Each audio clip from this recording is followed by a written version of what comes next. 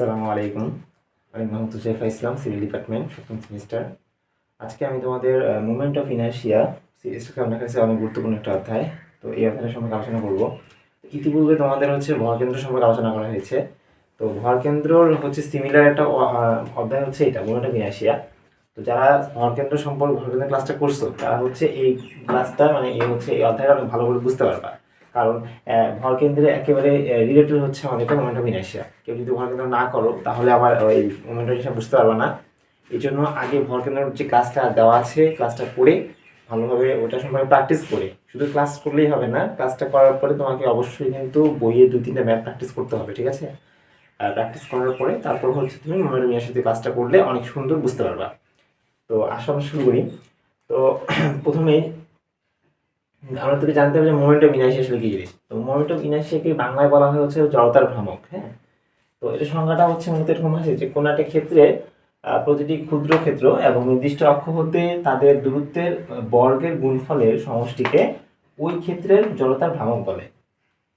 তো এখন আমাদের এই সংজ্ঞাটা যদি ভাঙে ভাঙে পড়ি তাহলে দেখা যাচ্ছে কোনো একটা ক্ষেত্র, তাহলে কোনো ক্ষেত্র বা কোনো একটা অংশ বা কোনো একটা কি সেকশন বোঝানো হচ্ছে এখানে। ধরে নিলাম যে আমাদের এটা একটা ক্ষেত্র, ঠিক আছে? এই আমাদের সংজ্ঞার প্রথম অংশ অনুযায়ী আমি ধরে নিলাম যে কোনো একটা ক্ষেত্রে প্রতিটি ক্ষুদ্র অংশ। তাহলে আমরা ধরলাম কোনো একটা ক্ষেত্র বলতে এটা কোনটা ক্ষেত্র, এবং এই ক্ষেত্রের প্রতিটি ক্ষুদ্র ক্ষেত্র। তা ধরে নিলাম যে এটার মধ্যে আমরা একটা ক্ষুদ্র একটা অংশ দিলাম এটা। তাহলে আমরা কি করলাম যে আমরা ধরে নিলাম যে এটা একটা ক্ষেত্র এবং এই ক্ষেত্রের মধ্যে আবার একটা ক্ষুদ্র অংশ কোনটা, এটা, এবং এই ক্ষুদ্র ক্ষেত্র। এবং এখানে বলছে যে এবং নির্দিষ্ট একটা অক্ষ হতে তাদের দূরত্বের বর্গের গুণফল। নির্দিষ্ট অক্ষ ধরে নিলাম যে আমরা এই সেম জিনিসটাকে আমরা এই বর্গের একটা ভাগে ভাগ করে ফেললাম, ধরে নিলাম এটা আমাদের এক্স অক্ষ। তাহলে আমরা যদি এই বড় সেকশনটাকে বা বড় ক্ষেত্রটাকে আমরা যদি মাঝগুলো ভাগ করে দিই, ধরি যে এটা এক্স এক্স বরাবর যদি ভাগ করে দিই, তাহলে এটা কি আমাদের একটা অক্ষ হয়ে যাচ্ছে। তো এখন কথা যে বলছে দেখো যে নির্দিষ্ট একটা অক্ষ হতে, নির্দিষ্ট অক্ষ কোনটা বললাম যে এক্স এক্স অক্ষ, এখান হতে তাদের দূরত্বের বর্গ। তাদের দূরত্ব বলতে কি বোঝাচ্ছে যে এই ক্ষেত্রটা আমি নিলাম, তো এই ক্ষেত্রটা মিডল পোর্শনটা কোন জায়গায় আছে, এখান থেকে এই জায়গা থেকে এই যে হাইটটা, সেই হাইটটা ধরে নিলাম আমাদের ওয়াই, ঠিক আছে? তাহলে এটা কি দূরত্ব না? এই আমাদের এই অক্ষ থেকে এই ক্ষেত্রের মাঝ পর্যন্ত দূরত্ব কি ওয়াই, এটা দূরত্ব। তো এই দূরত্বের বর্গের গুণফলের সমষ্টি। তাহলে এই দূরত্বের বর্গ বলতে কি হবে এখানে, দূরত্বের বর্গ মানে কি ওয়াই স্কয়ার।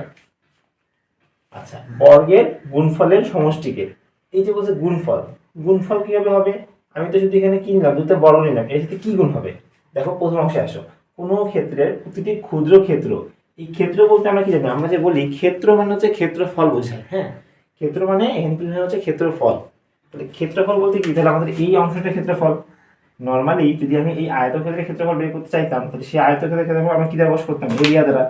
আমাদের যে এরিয়ার প্রথম অক্ষর এ দ্বারা আমাদের কি করা হয়, ক্ষেত্রফলের সিম্বল এটা, যে এ দ্বারা ক্ষেত্রফল বোঝানো হয়।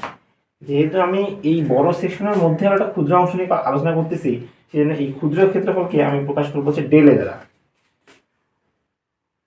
এখানে আমরা বলতে পারি যে ক্ষুদ্র ক্ষেত্রফল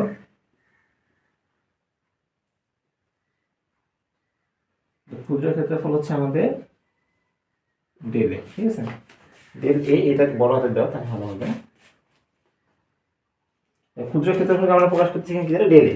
তাহলে এই যে ক্ষুদ্র ক্ষেত্র এবং এই যে দূরত্বের বর্গ, এটাকে গুণফল করতে হবে। তাহলে আমাদের এখানে কি গুণ ডেল এ। তাহলে এটা যে আমাদের এই কোন একটা অক্ষ থেকে এটা দূরত্বের বর্গ এবং এটা গুণফল। এই গুণফলের সমষ্টিকেই কি বলা হচ্ছে, ওই ক্ষেত্রে বলা হয়। অর্থাৎ এটাকেই বলা হচ্ছে কি আমাদের মোমেন্ট অফ ইনার্শিয়া অফ কি বলতে পারি, এটা বলা যেতে পারে ডিআই। ডেল আই কেন বললাম, দেখো যে আমাদের দরকার এই সম্পূর্ণ ক্ষেত্রের মোমেন্টাম হিসাবে বের করতে হবে। আমরা শুধুমাত্র এই ক্ষুদ্র অংশের মোমেন্টাম ইনার্শিয়াটা বের করছি, এই জন্য সাধারণত ডেল দিলাম। আমরা যদি এখন চাই যে এই সম্পূর্ণ অংশের মোমেন্টাম ইনার্শিয়াটা বের করব, তাহলে আমাকে কি করতে হবে, ইন্টিগ্রেশন করতে হবে, ঠিক কিনা? কারণ আমরা জানি কোনো একটা যে ক্ষুদ্র অংশের মান আমাদের জানা থাকে, সেখান থেকে যদি কোনো একটা বড় অংশের মান বের করতে হয়, আমরা কি করি, সেখানে ইন্টিগ্রেশন করি। আর ডিফারেন্সিয়েশন কখন করা হয়, যখন সম্পূর্ণ একটা বড় একটা জিনিসের মান জানা আছে, সেখান থেকে আমাদের একটা ক্ষুদ্র অংশের মান লাগবে, সেখানে আমরা কি করি, ডিফারেন্সিয়েশন করি। যেহেতু আমাদের এই মানটা এই ক্ষুদ্র অংশের, আর আমাদের দরকার সম্পূর্ণ অংশটা মান বের করা আমাদের বড় সেকশনে, সেই জন্য আমরা এখানে কি করলাম, ইন্টিগ্রেশন করলাম। তো এই ক্ষুদ্র অংশকে ইন্টিগ্রেশন করলে আমাদের কি পাওয়া যাবে, সম্পূর্ণ বড় অংশের মোমেন্ট অফ ইনার্শিয়া পাওয়া যাবে। এটার জন্য বড় হাতের আই হয়ে গেল। আর এখানে হচ্ছে আমাদের এই যে মোমেন্ট অফ ইনার্শিয়া যে এখানে সূত্রটা, সেটা হচ্ছে আমাদের ইন্টিগ্রেশন করলে আমাদের হচ্ছে এটাই মতো ফর্মুলা বোঝানো হয়। আমরা শুধুমাত্র মোমেন্ট অফ ইনার্শিয়া যেহেতু আমাদের সংজ্ঞা, তো সংজ্ঞার যে সামগ্রিক যে অর্থটা, সেই অর্থটার মতো আমাদের এই জায়গাটার মধ্যে প্রকাশ পায়। ঠিক আছে, তো এখানে শুধু ইন্টিগ্রেশন সাইনটা দিয়ে দিলে আমরা এটার পরিবর্তে আমরা শুধুমাত্র এখানে বলে দিতে পারি যে একটা বড় হাতের আই দিয়ে যে এটা হচ্ছে moment of inertia. Moment of inertia equal to integration of Y square into হচ্ছে ডেভে। তো আশা করি সংজ্ঞাটা তোমরা অনেকে বুঝতে পারছো। অনেকেই দেখা যায় যে তোমরা এই সংজ্ঞাটা হচ্ছে ভালো করে পড়ো না, মানে বুঝে বুঝে না পড়ার কারণে এক্সামের মধ্যে আসে, তখন তোমরা দিতে পারো না। এটা অনেক সময় দেখা যায় অতি সীমিত প্রশ্ন তো আসেই, আবার সংক্ষিপ্ত প্রশ্নের মধ্যে দিয়ে দেয় যে সূত্র সহকারে, নোটেশন সহকারে হচ্ছে এটা হচ্ছে দেখাও।